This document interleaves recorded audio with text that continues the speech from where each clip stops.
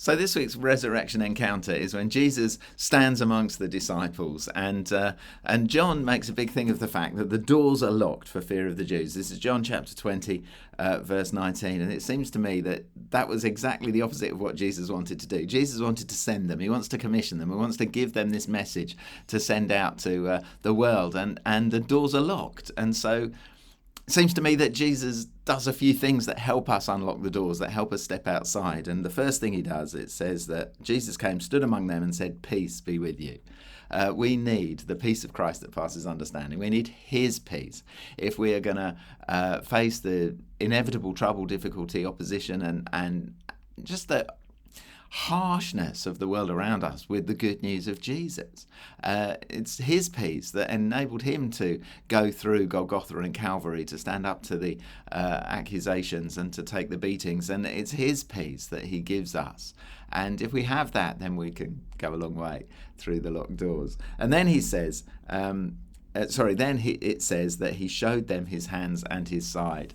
And again, I think we need that. If we're going to unlock the doors and be open about Jesus in the public arena, if we're going to talk to him with our family, if we're going to stand up for Jesus in our workplace, if we're going to be known as a follower of Christ, then we need to be convinced in our head that he is risen from the dead, as well as having the peace in our heart that allows us to take the opposition and any kickback that we might get.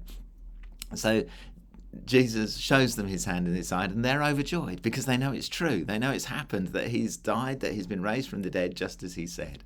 And that confidence, I think, is a huge thing in the face of the marketplace of ideas that there is out there, either in our family or workplace or in social media or whatever.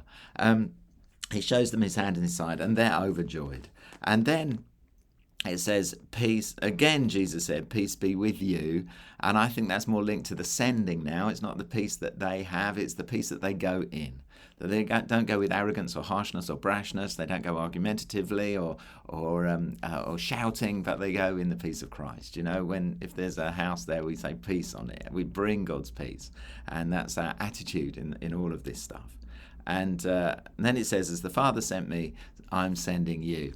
And Jesus sends them in the same way that he was sent. So I had a few things, you might have some more, about humility and stories and provocation and service and popularity that allow him to bring good news to the people.